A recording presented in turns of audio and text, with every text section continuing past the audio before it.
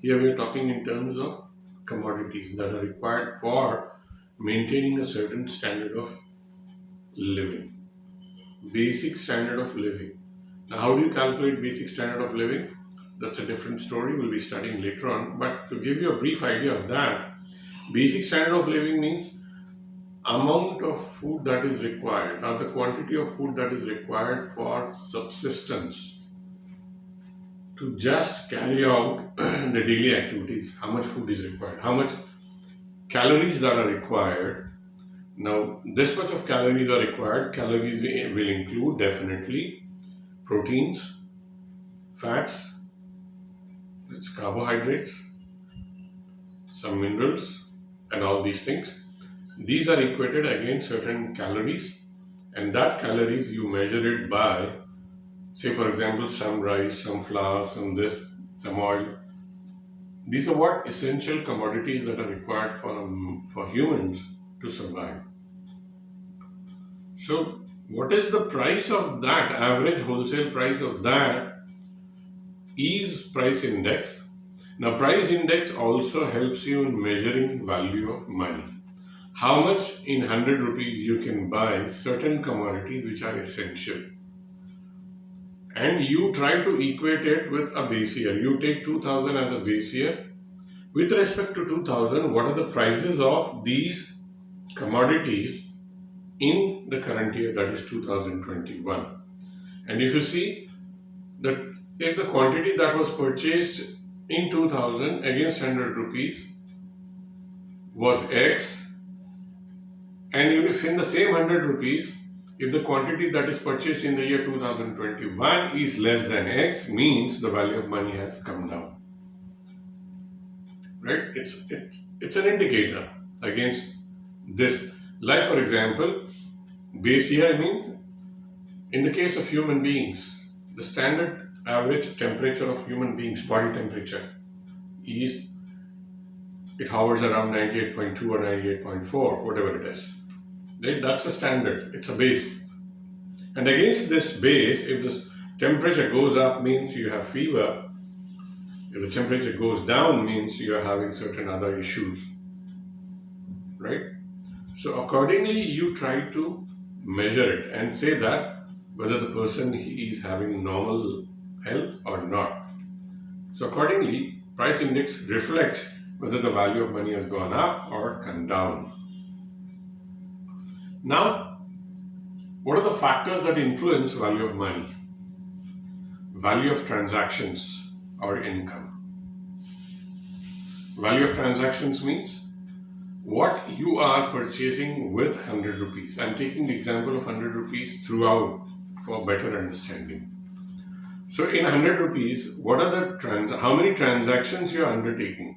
So like for example, in 100 rupees, how many times you are buying certain commodities or how many times you are availing certain services. That is one factor that influences. Say for example, if you are using 100 rupees to avail X service, say going to a haircutting salon, after every 2 months, that gives you understanding that 100 rupees are valuable to the extent that I can go for haircutting salon every 2 months. That means in 100 rupees, I can manage my hair for 2 months. So that is what value of transactions or value of income.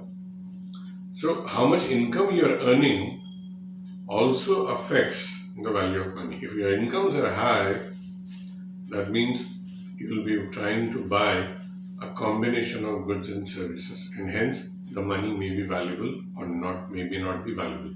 And that theory is called as classical theory.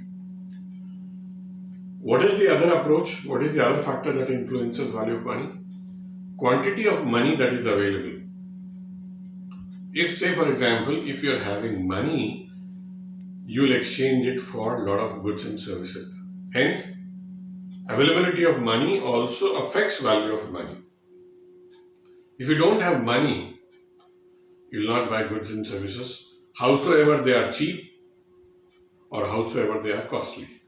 Even if they are cheap, you are not going to buy because you don't have money. So unavailability of money also affects availability and unavailability. Both affects value of money. Interest rates. Say for example, if there is value in spending, you will spend. Value in spending means if the prices are low of goods and services, you will go for spending. Normally, we spend in our house when the prices are low. Like for example, if the cost of construction of a house is less in a particular year, we may think of adding one floor to our existing building. On the other hand, if the prices go up, if the prices that are required for building a floor, if they go up, say steel, sand, or something else, it goes up, we'll postpone it. That means value of spending, if it is less, the value of money goes up. The value of money spending, if it goes high, the value of money comes down. And if it makes sense, instead of spending, you save, right? So the cost of spending is less than cost of saving. Then you will spend. If the cost of saving is less than cost of spending, then you will go for saving. That means cost of saving is less means the interest that is earned on savings is high. It will affect value of money, right? That is what we mean to say by interest rates. Of course, higher incomes, higher spending, higher value of money. Changes in effective demand. Say for example, if the prices of petrol they have gone up, what happens? People buying two-wheelers, it comes down. Means what? Any changes, what is required for a two-wheeler to run? Petrol, of course. So if the prices they go up, what happens? There's a slight decline in the purchase of two-wheelers. So effective demand, one thing is affecting the other. So hence value of money, it goes up or it comes down. But in the real world, host of other factors also influence value of money, right? Apart from these two, that's value of transactions or income, interest rates, incomes, changes in effective demand or quantity of money that is available. Apart from these two approaches, also there are certain things that influence value of money. Which are they? Fiscal policy. Now what is fiscal policy? Government strategy for spending or tax rates. The government does two things. It tries to get revenue from public in the form of tax, levies, duties, etc. so that it can spend on infrastructural projects, right? So the fiscal policy, if the government wants to spend more on infrastructure projects, where is the money going to come from? The money is going to come from taxes. And if higher taxes, less spending, less saving, right? So if the policy of the government, the fiscal policy of the government also determines the value of money. If people are having less money in their hands to spend, means what? They are not having unavailability of money, makes the value of money to go down. Government borrowings. Now why government borrowings? It is required to meet shortfall in revenues of the government. Here the government wants to spend. If it's not able to get tax revenues, what will it try to do? It will borrow.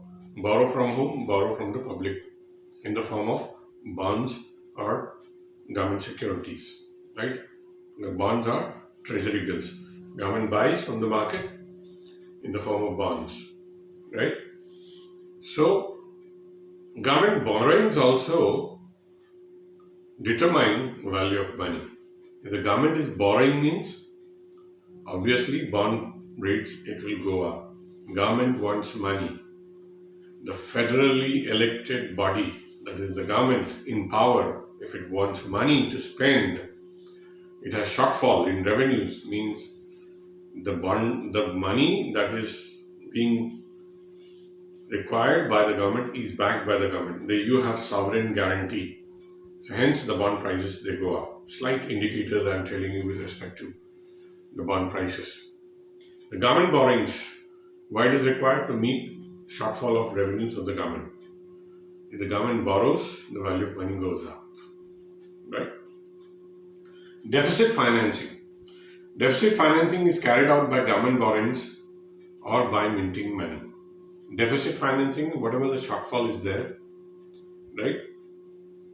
Like, for example, you have a plan outlay for this year to spend this much on certain projects, and you also have a plan outlay for revenues.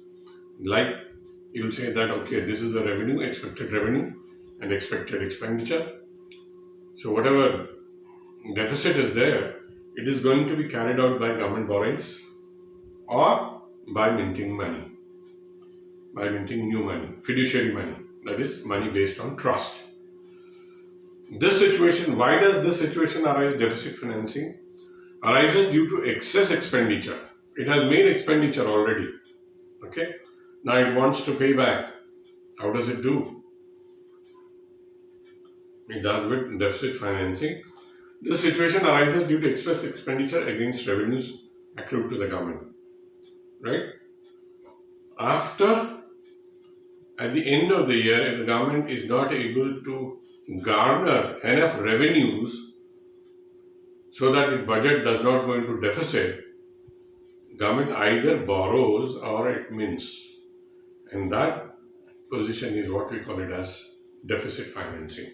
So, deficit financing also affects, that means you're spending more than you can earn revenue.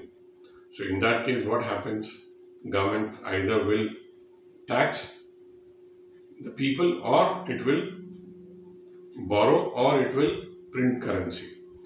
Printing currency without backing of certain collateral security, always that money is known as fiduciary money or trust money. So government putting money into the hands of public to spend increases prices, and if the prices go up, value of money definitely comes down. So during inflation, value of money definitely is negatively affected, or since the prices have gone up, value of money has come down. I know we are trying to understand the value of money. Sometimes it becomes a little heavy, but if you are sincerely following right from lecture number 1, you will be in a position to understand, because every lecture is connected with the earlier lecture. So the terms that I'm using, right?